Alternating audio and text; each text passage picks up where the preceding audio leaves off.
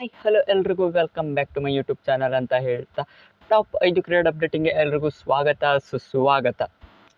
Top 5 cricket updating ಯಾವ್ಯಾವುದೆಲ್ಲ ಇದೆ ಅಂತ ಎಲ್ಲ ಸ್ಟ್ರೇಟಾಗಿ ಹೋಗ್ಬಿಡೋಣ. ಇದಕ್ಕೂ ಮೊದಲಿಗಾಗಿ ಯಾರೆಲ್ಲ ನನ್ನ ಚಾನಲ್ನ ಮೊದಲೇ ಟೈಮ್ ವಿಸಿಟ್ ಮಾಡ್ತಾರೆ ಪ್ಲೀಸ್ ಎಲ್ಲ ಟಕ್ಕನ ನನಗೆ ಸಬ್ಸ್ಕ್ರೈಬ್ ಮಾಡ್ಕೊಳ್ಳಿ ಅಂತ ಹೇಳ್ತಾ, ಇನ್ನಷ್ಟು ವೀಡಿಯೋಸ್ಗಾಗಿ ನನ್ನ ಚಾನಲ್ನ ಪ್ಲೀಸ್ ಸಬ್ಸ್ಕ್ರೈಬ್ ಮಾಡ್ಕೊಳ್ಳೋದೇ ರೀತಿ ಇಷ್ಟ ಆದ ಒಂದು ಲೈಕ್ ಕೊಡಿ, ಹೇಗಿತ್ತು ಅಂತ ವೀಡಿಯೋ ಪ್ಲೀಸ್ ಎಲ್ಲ ಸಬ್ಸ್ಕ್ರೈಬ್ ಮಾಡ್ಕೊಳ್ಳಿ, ಹಾಗೆ ಸಪೋರ್ಟ್ ತೋರಿಸಿ ಅಂತ ಹೇಳ್ತಾ ಟಾಪ್ 5 ಕ್ರಿಕೆಟ್ ಅಪ್ಡೇಟಿಂಗ್ಗೆ ಹೋಗ್ಬಿಡೋಣ. ಸ್ಟೇಟ್ ಮೊದಲ ಅಪ್ಡೇಟ್ ಏನಂತ ಹೇಳಿದ್ರೆ ಗೌತಮ್ ಗಂಭೀರ್ ರಿಲೇಟೆಡ್ ಒಂದು ಅಪ್ಡೇಟ್ ಕೊಟ್ಟಿದ್ದಾರೆ. ನಮ್ಮ ಇಂಡಿಯಾದ ಕೋಚ್ ಆದಂಥ ಗೌತಮ್ ಗಂಭೀರ್ ಅವರು ಒಂದು ಸ್ಟೇಟ್ಮೆಂಟ್ ಅಂದರೆ ಟ್ವೀಟ್ ಮಾಡಿದ್ದಾರೆ.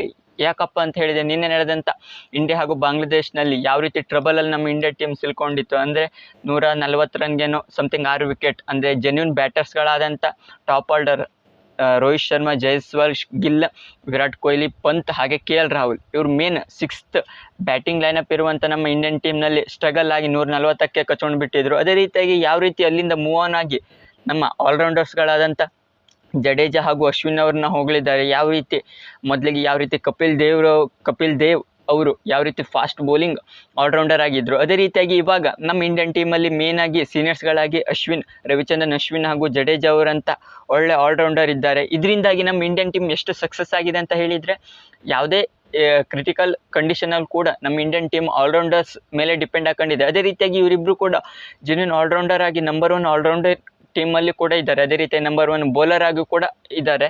ಅದೇ ರೀತಿಯಾಗಿ ಗೌತಮ್ ಗಂಭೀರ್ ಅವರು ಒಂದು ಸಿಕ್ಕಾಪಟ್ಟೆ ಖುಷಿಯಾಗಿ ಈ ರೀತಿ ಟ್ವೀಟ್ ಮಾಡಿದ್ದಾರೆ. ಕಪಿಲ್ ದೇವ್ ಯಾವ ರೀತಿ ನಮ್ಮ ಇಂಡಿಯನ್ ಟೀಮ್ನ ರೆಪ್ರೆಸೆಂಟ್ ಮಾಡಿ ಫಾಸ್ಟ್ ಬೌಲಿಂಗ್ ಹಾಗೂ ಬ್ಯಾಟಿಂಗಲ್ಲಿ ಯಾವ ರೀತಿ ಲೀಡಿಂಗ್ ಫ್ರಮ್ ದ ಫ್ರಂಟ್ ಆಗಿ ಮಾಡ್ತಿದ್ರು. ಅದೇ ರೀತಿಯಾಗಿ ನಮ್ಮ ಇಂಡಿಯನ್ ಟೀಮ್ನಲ್ಲೂ ಕೂಡ ಆಲ್ರೌಂಡರ್ಸ್ ಇರೋದ್ರಿಂದ ನಮ್ಮ ಇಂಡಿಯನ್ ಟೀಮ್ ಯಾವುದೇ ರೀತಿಯ ಕುಂದುಕೊರತೆ ಯಾವುದೇ ಇಲ್ಲ ಅಂತ ಹೇಳಿ ಗೌತಮ್ ಗಂಭೀರ್ ಅವರು ಒಂದು ಟ್ವೀಟ್ ಮಾಡಿ ನಮ್ಮ ಬ್ಯಾಟಿಂಗ್ ಲೈನಪ್ ಯಾವ ರೀತಿ ಸ್ಟ್ರಾಂಗ್ ಇದೆ ಹಾಗೂ ಬೌಲಿಂಗ್ ಲೈನಪ್ ಹಾಗೂ ಆಲ್ರೌಂಡಿಂಗ್ ಡಿಪಾರ್ಟ್ಮೆಂಟ್ ಯಾವ ರೀತಿ ಇದೆ ಅಂತ ಗೌತಮ್ ಗಂಭೀರ್ ಅವರು ಒಂದು ಸ್ಟೇಟ್ಮೆಂಟ್ ಅಂದರೆ ಟ್ವೀಟ್ ಮೂಲಕ ತಿಳಿಸಿದ್ದಾರೆ. ಅದೇ ರೀತಿಯಾಗಿ ಅಪ್ಡೇಟ್ ನಂಬರ್ 2 ಹೋಗೋದಾದರೆ, ನಿನ್ನೆ ಶುಭ್ಮನ್ ಗಿಲ್ ಯಾವ ರೀತಿ ಅನ್ಫಾರ್ಚುನೇಟ್ ಡಿಸ್ಮಿಸಲ್ ಅಂದರೆ ಲೆಗ್ ಸೈಡ್ ಹೋಗುವಂಥ ಬಾಲ್ನ ಬೇಕಂತ ಟಚ್ ಮಾಡಿ ವಿಕೆಟ್ ಕೀಪರ್ಗೆ ಹೊಡೆಸಿದ್ರು ಅಂತ ಒಂಥರ ಡಕ್ಔಟ್. ಅದು ಕೂಡ ಅಂದರೆ ಈ ರೀತಿ ರೆಪ್ರೆಸೆಂಟ್ ಅಂದರೆ ಫ್ಯೂಚರ್ ವಿರಾಟ್ ಕೊಹ್ಲಿ ಅಂತ ಏನೆಲ್ಲ ಶುಭ್ಮನ್ ಗಿಲ್ ಅವ್ರಿಗೆ ಕರೀತಿದ್ರು, ಅದಕ್ಕಾಗಿ ಇವರೊಂದು ಈ ರೀತಿ ಬ್ಯಾಡ್ ಡಿಸ್ಮಿಸಲ್ ಆಗಿರೋದ್ರಿಂದ ಪಾರ್ಥಿವ್ ಪಟೇಲ್ ಅವರು ಒಂದು ಸ್ಟೇಟ್ಮೆಂಟ್ ಕೊಟ್ಟಿದ್ದಾರೆ. ಅನ್ಲಕ್ಕಿ ಗಿಲ್ ಅಂತ, ಅಂದರೆ ಸಿಕ್ಕಾಪಟ್ಟೆ ರಿಫ್ಟಿಂಗ್ ಡೌನ್ ಹೋಗ್ತಿರುವಂಥ ಬಾಲ್ನ ಬೇಕಂತ ಟಚ್ ಮಾಡಿ ವಿಕೆಟ್ ಒಪ್ಸಿದ್ರಿಂದ ಸಿಕ್ಕಾಪಟ್ಟೆ ಬೇಜಾರು. ಯಾಕಂತ ಹೇಳಿದ್ರೆ ಅಷ್ಟು ಕಷ್ಟದಲ್ಲಿರುವಾಗ ಇಂಡಿಯನ್ ಟೀಮ್ ನಂಬರ್ 3ಯಲ್ಲಿ ಪೂಜಾರ ಅವರ ಬದಲಿಗೆ ಶುಭ್ಮನ್ ಗಿಲ್ ಆಯ್ಕೆ ಹಾಕ್ಕೊಂಡು ಆ ರೀತಿ ಪರ್ಫಾರ್ಮೆನ್ಸ್ ಮಾಡಬೇಕಾಯ್ತು. ಹೋಪ್ಫುಲಿ ನೆಕ್ಸ್ಟ್ ಸೆಕೆಂಡ್ ಇನ್ನಿಂಗ್ಸಲ್ಲಿ ಏನಾದರೂ ಕಮ್ ಬ್ಯಾಕ್ ಮಾಡ್ಬೋದು ಅಂತ ಅನಿಸ್ತಿದೆ. ಅದೇ ರೀತಿಯಾಗಿ ಪಾರ್ಥಿವ್ ಪಟೇಲ್ ಅವರು ಇದೊಂಥರ ಬ್ಯಾಡ್ ಶಾಟ್ ಅಂತಲೇ ಶುಭ್ಮನ್ ಗಿಲ್ ಅವ್ರಿಗೆ ಹೇಳಿದ್ದಾರೆ ಅಂತಲೇ ಹೇಳ್ಬೋದಾಗಿದೆ. ಅದೇ ರೀತಿಯಾಗಿ ಅಪ್ಡೇಟ್ ನಂಬರ್ 3 ಹೋಗೋದಾದರೆ, ಅಂಬತಿ ರೈಡು ಅವರೊಂದು ಸ್ಟೇಟ್ಮೆಂಟ್ನ ಅಂದರೆ IPL ರಿಟೆನ್ಷನ್ ಬಗ್ಗೆ ಒಂದು ಸ್ಟೇಟ್ಮೆಂಟ್ ಕೊಟ್ಟಿದ್ದಾರೆ. ಇದೊಂಥರ ಗ್ರೇಟ್ ಚಾನ್ಸ್ ಆಫ್ ಸಕ್ಸಸ್. ಯಾಕಂತ ಹೇಳಿದೆ ರಿಟೆನ್ಷನಲ್ಲಿ ಹೆಚ್ಚಿನದಾಗಿ ರಿಟೆನ್ಷನ್ ಬರಬೇಕು. ಯಾಕಂತ ಹೇಳಿದೆ ಮೇನ್ ಪ್ಲೇಯರ್ಸ್ಗಳೆಲ್ಲ ರಿಟರ್ನ್ ಆಗಬೇಕು ಅಂದರೆ ಆಯಾ ಟೀಮ್ಗೆ. ಯಾಕಂತ ಹೇಳಿದೆ ಆಯಾ ಟೀಮ್ ಯಾವ ರೀತಿ ಹೋಪ್ನ ಇಟ್ಕೊಂಡಿದ್ದೆ ಆ ಪ್ಲೇಯರ್ಸ್ ಮೇಲೆ. ಎಲ್ಲ ಇಂಪಾರ್ಟೆಂಟ್ ಪ್ಲೇಯರ್ಸ್ಗಳನ್ನು ರಿಟೆನ್ಷನ್ ಮಾಡುವಂಥದ್ದು, ಯಾವುದೇ ರೀತಿ 1-2 ರಿಟೆನ್ಷನ್ ಬೇಡ. ಹೋಪ್ಫುಲಿ ಎಲ್ಲ 7ರಿಂದ 8 ರಿಟೆನ್ಷನ್ ಮಾಡಿಸ್ಲೇಬೇಕು IPL ಅಂದರೆ BCCI ಮಾಡಿಸ್ಲೇಬೇಕು ಅಂತ ಹೇಳಿ ಅಂಬತಿ ರೈಡ್ ಅವರು ಹೇಳಿದ್ದಾರೆ. ಇದಂತೂ ಸಿಕ್ಕಾಪಟ್ಟೆ ಬೇಜಾರು. ಅದರ ಲೆಕ್ಕಕ್ಕೆ ಯಾಕೆ ರಿಟೆನ್ಷನ್ ಅಂದರೆ ಈ ರೀತಿ ಮೆಗಾ ಆಕ್ಷನ್ ಯಾಕೆ ಮಾಡಬೇಕು? ಸಿಂಪಲ್ ಆಗಿ ಆಕ್ಷನ್ಗಳನ್ನೇ ಮಾಡ್ತಾ ಇದ್ದದ್ದಾದರೆ ಈ 3 ವರ್ಷಕ್ಕೆ ಒಮ್ಮೆ ಯಾಕೆ ಮೆಗಾ ಆಕ್ಷನ್ ಮಾಡಬೇಕು ಅಂತ ನನ್ನ ಪ್ರಶ್ನೆ. ಯಾಕಂತ ಹೇಳಿದರೆ ಮೊದಲಿಗೆಲ್ಲ ವರ್ಷ ಯಾವ ರೀತಿ ಆಕ್ಷನ್ಗಳನ್ನು ಮಾಡ್ತಿರೋ ಅದೇ ರೀತಿ ಮಾಡಿದರೂ ಆಗ್ತಿತ್ತು.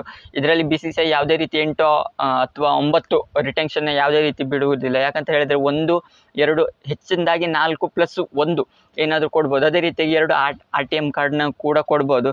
ಅಂಬತಿ ರಾಯ್ಡು ಅವ್ರದ್ದು ಸಿಕ್ಕಾಪಟ್ಟೆ ಬ್ಯಾಡ್ ಸ್ಟೇಟ್ಮೆಂಟ್. ಯಾಕಂತ ಹೇಳಿದ್ರೆ ಮೇನ್ ಪ್ಲೇಯರ್ಸ್ ಇದ್ದರೆ ಸೇಮ್ ಟೀಮೇ ಕ್ಯಾರಿ ಆಗುತ್ತೆ ಪ್ರತಿ ವರ್ಷವೂ ಕೂಡ. ಇದು ಸಿಕ್ಕಾಪಟ್ಟೆ ರೂಡ್ ಆನ್ಸರ್. ಅಂದರೆ ಈ ರೀತಿ ಟ್ವೀಟನ್ನು ಯಾವುದೇ ರೀತಿ ಪರಿಗಣನೆ ಮಾಡಲ್ಲ BCCI ಅಂತ ಹೇಳ್ಬೋದಾಗಿದೆ.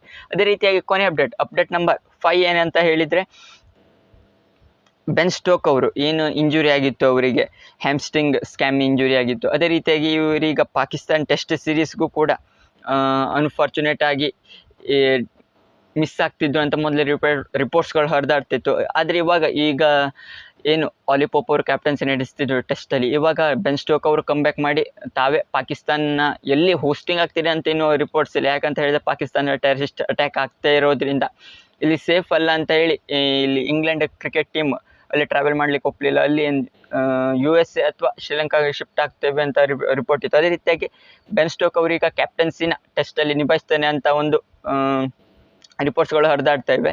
ಇದಿಷ್ಟು ಟಾಪ್ 5 ಗ್ರೇಡ್ ಅಪ್ಡೇಟಿಂಗ್ ಆಯಿತು. ನಿಮ್ಗೆ ಈ ವಿಡಿಯೋ ಇಷ್ಟ ಆದರೆ ಲೈಕ್, ಶೇರ್ ಹಾಗೂ ಕಮೆಂಟ್ ಮಾಡಿ. ಸಿಗೋಣ ಮುಂದಿನ ವಿಡಿಯೋದಲ್ಲಿ.